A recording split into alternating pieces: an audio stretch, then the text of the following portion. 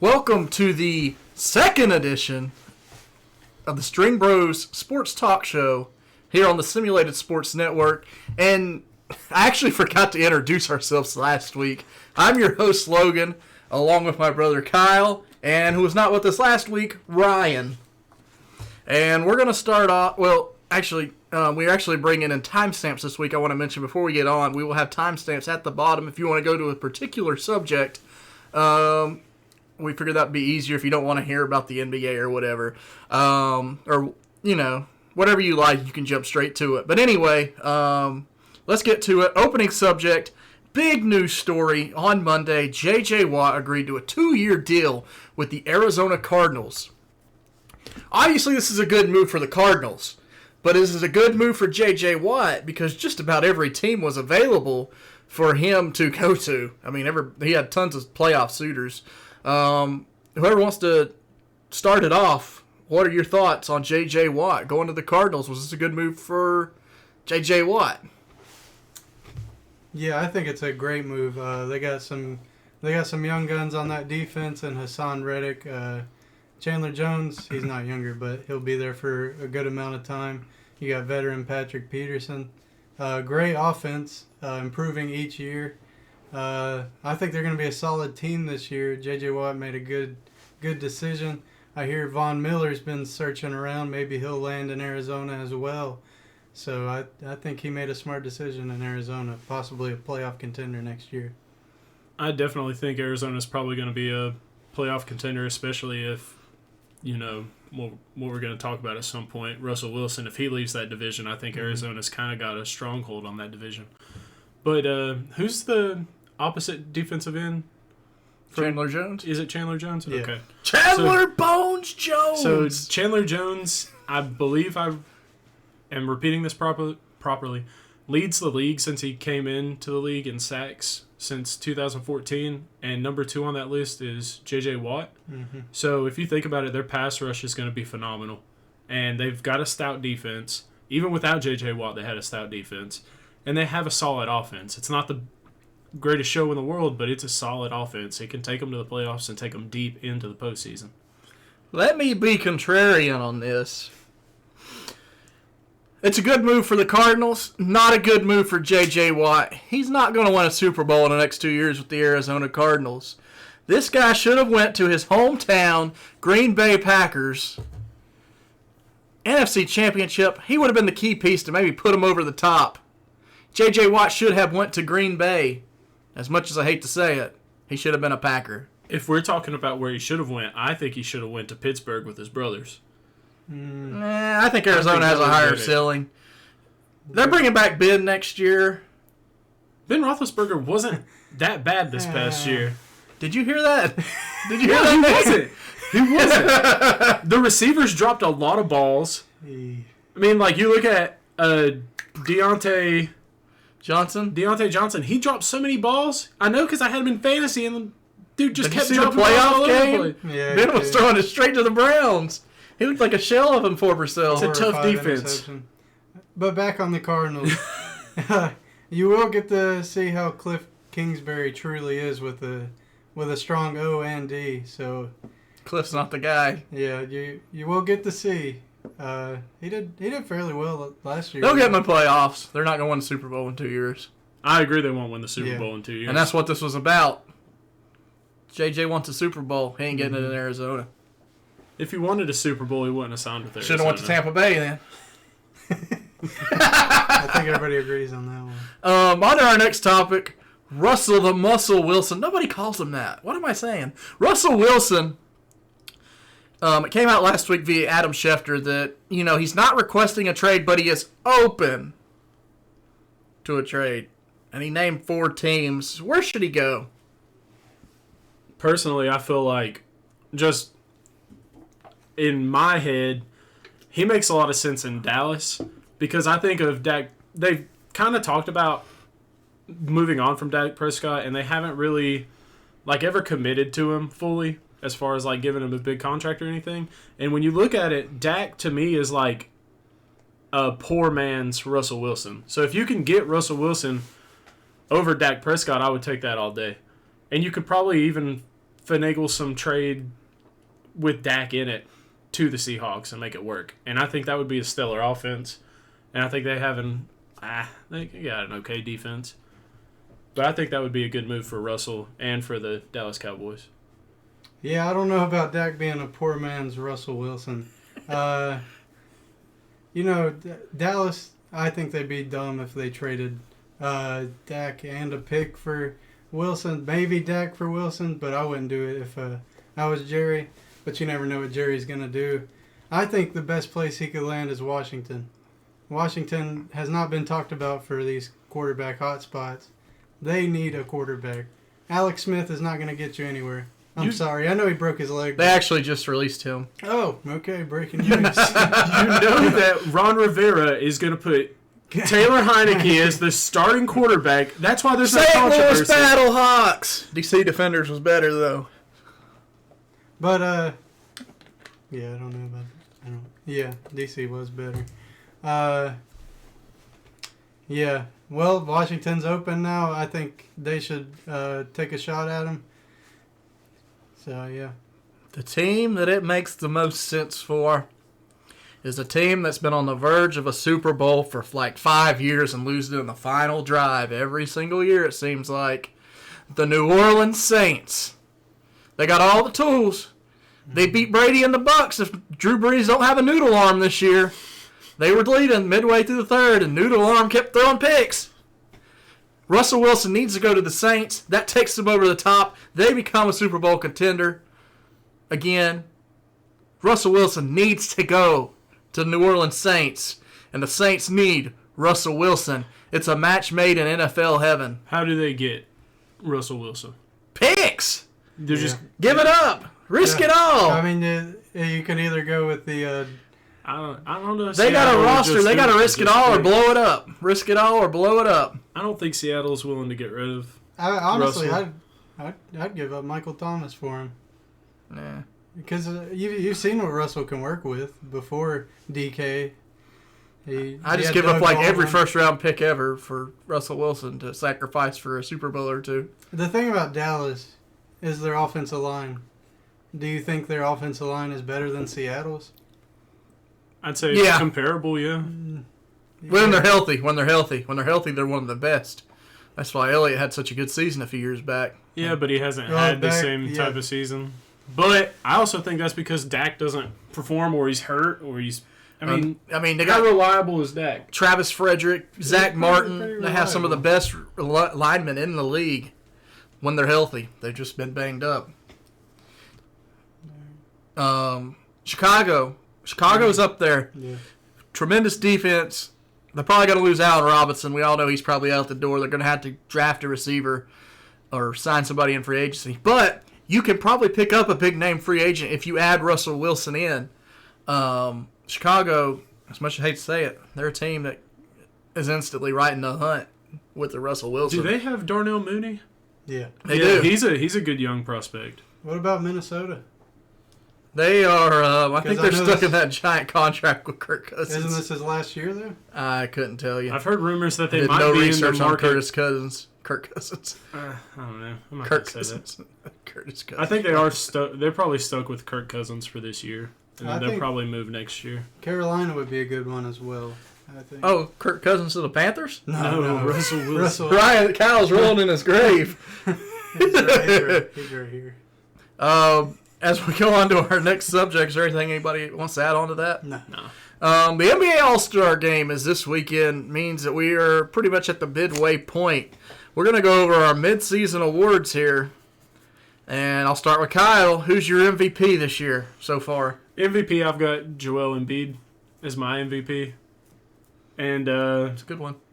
do you want to just go through each one's picks, or you want me to go through all of mine? You can explain it. I know do MVP first, but you can explain it if you'd like. I don't really feel the need to explain why I think Joel Embiid. He's had He's a the monster MVP. year. Yeah. I'll jump to you, Ryan. I'm going to go Giannis. I'll go Nikola Jokic. That's a good pick. He has I was been stoked on dominant. Jokic. He's doing amazing things for a center. We'll jump to the Rookie of the Year. This is probably unanimous. Yeah. If there's anybody disagreeing, well, I don't know what to tell Well, I'm you. going to go Tyrese Just kidding. I'm going LaMelo. He's probably second. Yeah, he's just not as good as. LaMelo all around, I assume.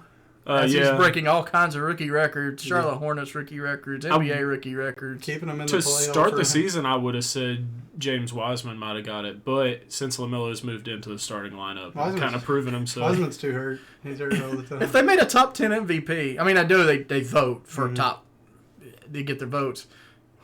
Would LaMelo be considered a top 10 MVP candidate? He could, possibly. This team has actually been, they struggled now, so they put him in the starting lineup, and they're at least winning every other game. You could contribute the success that they're having right now to him being in the starting lineup. And they're 5-5 in their last 10, but there's no issue with that. I mean, they were just on their West Coast swing where you're not expected to win as many games, and they rolled out 2 or 3 on the road, including a thrilling come-from-behind victory over Sacramento, in which Sacramento absolutely choked. They were leading Portland early in the game, too. They were playing really well and just kind of fell They couldn't off. stop the 3 ball.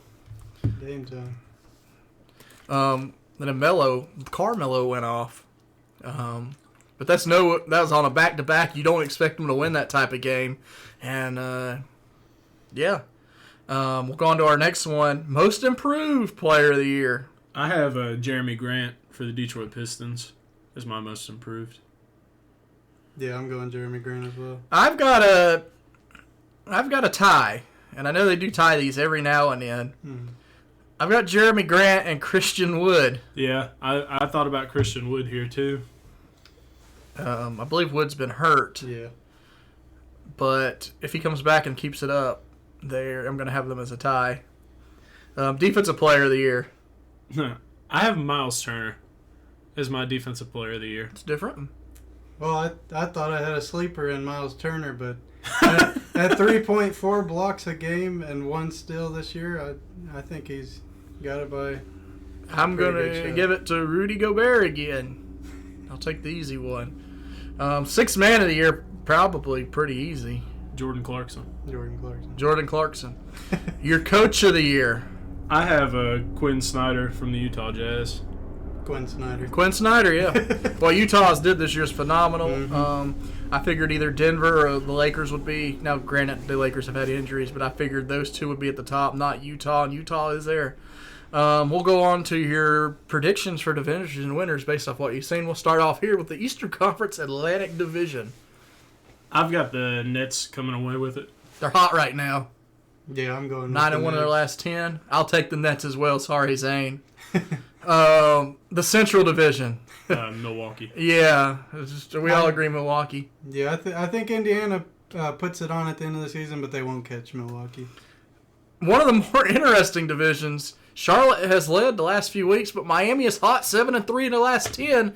Will Charlotte be able to pull it off, or Miami just a little too much, and Charlotte probably about a year away? I think Miami right now is going to win that division. I don't think Charlotte's there yet. I think it's going to take another year or two for them to own that division. They have played tremendously well in the division, 5-1, but you just wonder if they're going to hit that youth wall here down the stretch, having a lot of young players. I'm going Washington. I think they make a comeback later on in the year, get hot. They've been hot, yeah. Russell Westbrook will if he keeps staying healthy, him and Bradley Beal, I think they can make a jump for it. I'm going to take Miami. Next year will be Charlotte. Northwest Division. Oh, Utah. It's an 8-game. It is 8 games. But there's some dangerous teams behind them that could win 8 and 9 in a row. I could see Portland, but I'm still taking Utah. I think Utah's on fire right now. I'm taking Utah, but I think Denver goes on a pretty good run towards the end of the season. Gets it within 2 to 3 games. And let's not forget, Portland has not had C.J. McCollum lately, and they've not had Nurkic either. Kanter's been playing very well. Yeah, he has. But I'll take the Jazz as well. On to the Pacific.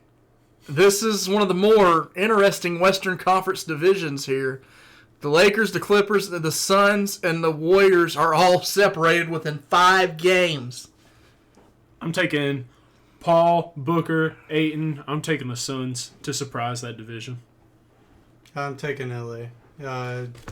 Which one? Oh, sorry. Oh, you can't go wrong with that. The real L.A., the one that wins more than the other one. The Lakers, the superior Los Angeles. I'm going to take the Lakers. When they get Anthony Davis back, they're going to go on their tear and be the Lakers of last year.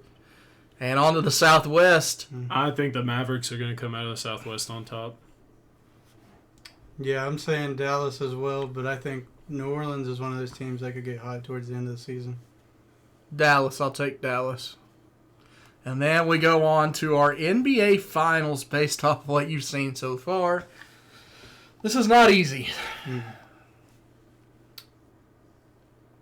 I'm probably going to say it'll probably end up being the Brooklyn Nets and the Los Angeles Lakers in the finals. I'm going to go Lakers Bucks. Anthony Davis, my heart wants to say anybody like the Jazz or the Nuggets teams that haven't been in that spot, but my heart says, or my head says, that Anthony Davis is going to be too much when he comes back, and the Lakers are going to go to the NBA Finals, and they are going to play the Philadelphia 76ers. I thought you were going to say the New York Knicks. Brooklyn wins the division. 76ers end up in the finals. And that we transition from that to NCAA basketball. And we have a new top 25. Baylor went down over the weekend to Kansas. I don't know why I turned into the Macho Man when I said that. But Baylor went down to Kansas. They lost. And my pick for the national championship, Michigan is up to number 2 in the nation. Soon to be number 1 if Gonzaga goes down.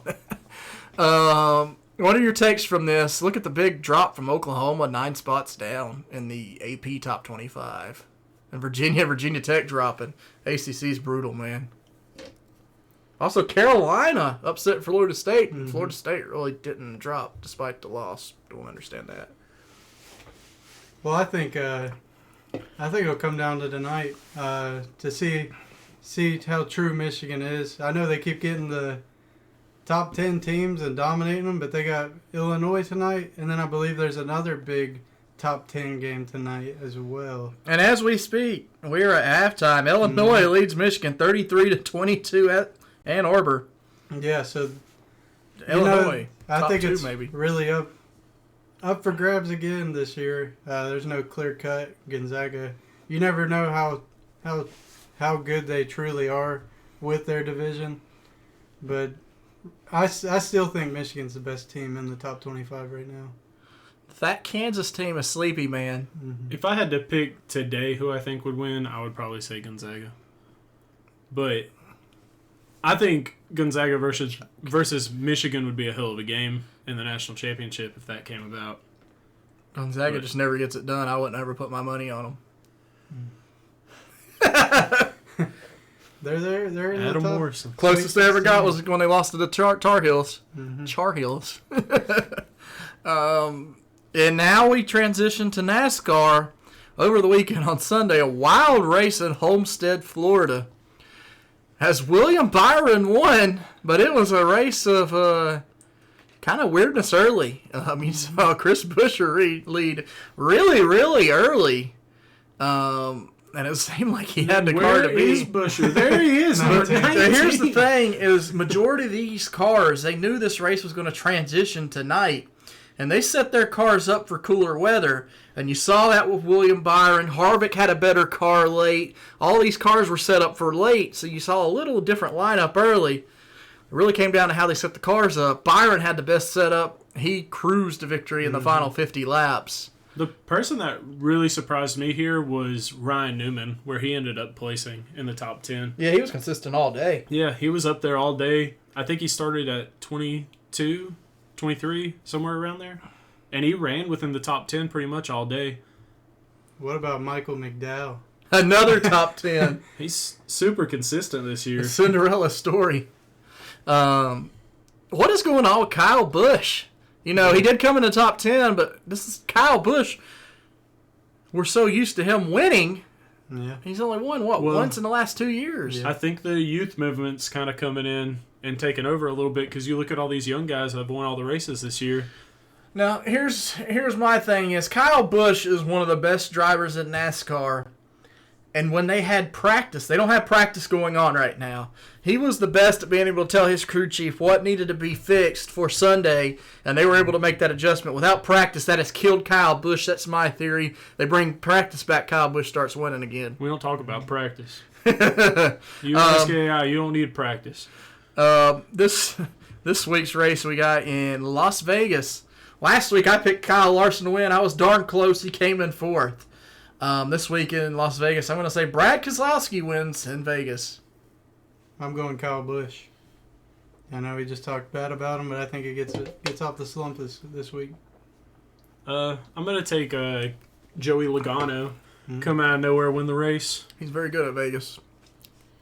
Two people have been in a rivalry recently in Keselowski and Logano. Yeah, after the first week. Despite being partners. Last week, Saturday, we had UFC. You guys want to break this one down? They don't want to hear from a casual. That's this upcoming week. Yeah, We'll do a short little preview after this, and also plug their podcast. Stand and Bang. Oh God. Here. Technical difficulties. Yeah. Where does it go here? Yeah. All right. So we had the undercard. We had kind of a controversial decision here with Maxim Grishin versus Dustin Jacoby. I believe Ryan and I both think that Grishin ended up winning the fight. He came on strong at the end of round 3, and he had a flurry. That was my upset pick of the week, too, so that was a little upsetting that Grishin went down. And I think stats-wise, he outstruck him in everything. He had 2 knockdowns that fight. I mean, that's crazy. And then Ronnie Lawrence put on a clinic against Vince Cachero. That guy's something serious. I'm very excited about seeing Ronnie Lawrence come up the ladder. Alexis Davis pulled off a big upset against Sabina Mazo. I picked Sabina Mazo. I'm pretty sure I had her as one of my locks. Yeah. So, but it was a well-fought fight for Alexis Davis. She did what she had to do to win the fight. Mazo needs to learn how to not get her kicks caught, really, is what it comes down to. And then you had another good fight here in Thiago Moises and Alexander Hernandez. I definitely thought this fight was going to go to the ground, and it never reached the mat. It stayed on the feet the whole time. But I think Thiago Moises was given the decision, and I think he deserved it. But he did very well all around against Hernandez, which surprised me. I thought Hernandez was going to win it pretty easy. Well, Hernandez thinks he also won that fight. Yeah, I did not. 2.5 out of 3 rounds he thinks he won. No. I don't really see that. Might have a little CTE there. We don't know. Featherweight, we have Alex Caceres ended up beating Kevin Kroom. It really was one-sided fight, but Kevin Kroom kept pushing the pace, kept going, kept trying. You can't take anything away from that man, but Alex Caceres is on a tear right now. People need to watch out for him. He's super consistent. He fights kind of strange, but it's really entertaining to watch him fight. Yeah. He's really got good hair. Bruce Leroy. To me, this was the fight of the night right here. Yeah. Pedro Munoz and Jimmy Rivera. Jimmy Rivera's leg was cooked after round 1. And he stayed through. You can see right there it says decision. And if he wouldn't have had a bum leg, I think he could have pulled that fight out. Yeah. They were swinging sledgehammers at each other. I think Rivera really needed this win to really prove to Conor McGregor who he actually is. Is that the guy that he said, who is that guy? Yeah. He said he was the hardest 145. So there was a draw here between Montana De La Rosa and Maria Bueno Silva. Don't need no draw. This is the fight where Silva grabbed the... Was it where she grabbed the cage and lost a point in the first round? Yeah. That's what cost her the fight. Bueno Silva would have won the fight if she wouldn't have got caught grabbing the fence and stopping a takedown from De La Rosa. I think she still got a 29-28 out of it. Yeah. 29-27. Yeah. She dominated the third round. Light heavyweight. Surprising outcome. Krylov really put up a good fight here. He did well, but Ankalaev really just proved that he's the up-and-comer to watch as far as light heavyweight goes right now. And I'm excited to see what he can do, but I was surprised that he wasn't able to catch him or anything. Yeah, a lot of people thought this was going to end pretty quick. Ankalaev's he's got to show up more next fight. You talk about showing up. Cyril Gane, he won, but boy, it was a little lackluster. It was Cyril. Cyril Gane. I was kind of falling asleep at the end of this fight. No, really, it was hard to stay awake. Show him the stats real quick. So, oh man, you look here. He whooped him like a government mule, like Jim Ross used to say. Rozenstruik literally just There's no knockdowns, stood no there submission for a while. attempts. That's boring. I mean, he did good. Take down defense, but that doesn't. And Cyril goes to 8-0. Yeah, he's a contender. he was number 7 going into the last fight. So curious. And then the big one. All right, UFC 259 live this Saturday from the Apex. So I'm just gonna say, if you guys want to learn more about this fight, Ryan and I are gonna go over it in our stand and bang session or segment. So that should be coming out relatively soon, and we'll have timestamps of that as well if you want to see like certain fights that you're interested about. So just check that out, Stand and Bang on Simulated Sports Network. So just like the channel, follow the channel, and you'll be able to see it. And then, basically, what are you guys looking forward to this weekend in sports? UFC Or this week in 259. general, 259? Yeah, I'm going 259. 259. UNC and Duke. They're both bad this year, but still a rivalry, and we want to win. Go Heels. And I might add, next week's show is going to be a big breakdown of next week's conference tournaments. Conference tournaments in the NCAA starting this week for the smaller conferences. Big conferences next week. We'll break it down, give you our predictions, see who comes out with the best predictions next week. That'll be a big part of next week's show. As we get now to today in sports history. In 1904, the official playing rules of professional baseball clubs were adopted. In 1918, Joe Malone, no relation to Carl, of the Toronto Arenas, became the first scoring leader in the NHL. He had scored 44 goals in 22 games in the first NHL season. His record stood until 1944 to 1945 when 50 goals were scored by Maurice the Rocket Richard. 1922, the Toronto St. Patrick's and the Vancouver Millionaires played the final professional hockey game that featured 7 players on each side. 1927, Babe Ruth signed a 3-year contract with the New York Yankees. Wankies. The old Wankies. We're 70,000. Put that on the blooper reel. Or 70,000 a year, which is hard to believe in today's times. Very overpaid in my opinion. Especially for a wanky. 1929, George Hainsworth of the Montreal Canadiens recorded his 20th shutout of the season. He ended the season with a total of 22. In 1929, the Chicago Blackhawks were shut out for the 8th consecutive game. How does that happen? 1940, the first televised intercollegiate track meet was seen on TV in New York City on that channel. The game presented live from Madison Square Garden. New York University won the meet. 1962, Wilt the Stilt Chamberlain scored 100 points against the New York Knicks. The final score was 169 to 147. Chamberlain obviously broke several NBA records in the game. 1966, Bobby Hull of the Chicago Blackhawks became the first NHL player to score 50 goals in 2 seasons. 1969, Phil Esposito of the Boston Bruins, man, I'm botching hard tonight, became the first player in NHL to score 100 points in a season. Bobby Hull and Gordie Howe also crossed the 100 mark during the same season. 1984, John Long of Detroit began a free throw streak of 51 NBA games. 1992, Ryan Sandberg signed a 5-year contract with the Chicago Cubs worth $30.5 million. Babe Ruth was mad. 2000, Team New Zealand, the Kiwis, retained a Yachting America's Cup. It was the first time that a non-American syndicate had successfully defended a I cup. think we all remember where we were when that happened. Yep. 2004, the Pittsburgh Penguins ended their NHL record 14-game losing streak when they tied the New York Islanders 3-3. I think because they were so bad, this ended up leading them to get Sidney Crosby, if I'm not mistaken. I could be absolutely wrong, but I think that led them to get Sid the Kid. And in 2004, the Indianapolis Colts signed Peyton Manning to a 7-year deal, $98 million with a $34.5 million signing bonus.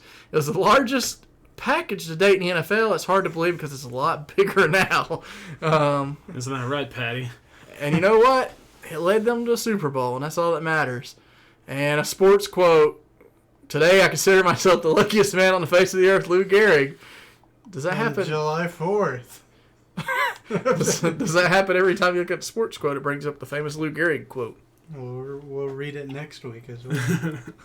What are you looking forward to? Oh, we already did that. I actually skipped along. Who's your favorite athlete of the week? I'm going to go with somebody I was talking to an older guy at work about when we were talking about wrestling. I'm going to go with Mick Foley. Super entertaining. Always put on good fights. Even like all of his personas are really fun to watch. I loved watching Mick Foley. Chris Chelios. Yeah. Anything with it or just Chris Chelios? Legend. That is a great name. I wonder if Chelios' Chili still exists outside of Tiger Stadium. It does. Or Comerica Park. You could sit on the roof and watch the Tigers lose. They're going to get there. A.J. Hinch is going to turn that team around. Or you can go inside, watch the big screen of the Red Wings losing as well.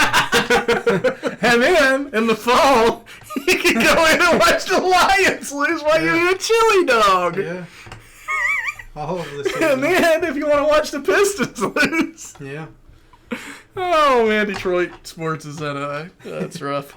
My favorite athlete of the week, I'm going to go, just because I'm on such a love fest for this guy, LaMelo Ball, man. I absolutely love this guy. He's turned the Hornets around. Just a few more seasons, this team could be a contender for the finals if they can stay on the right path and not do anything stupid Michael Jordan style. God. They're going to trade Ball to a bigger market. New York Knicks. I For trust Divock. I trust Mitch Kupchak. He has did a tremendous job with this team. Really, even when he's with the Lakers, he doesn't do awful, except for that Luau Ding deal. That was awful, but I think that may have been more desperation on trying to win at that time. But Charlotte, they're in a good spot here in the future. LaMelo Ball is my favorite athlete for this week. Might be next week too. Love that guy. Just a heart. And I think that's going to wrap up for this week. Does anybody want to add anything? No, I'm good. I think we're good. Make sure you like, subscribe, check us out next week. Check out the UFC Stand and Bang podcast coming out later tonight as well. They'll break down the UFC this week, give you their DFS predictions. Thank you for tuning in. We will see you next week as we break down the NCAA conference basketball tournaments. Have a good evening.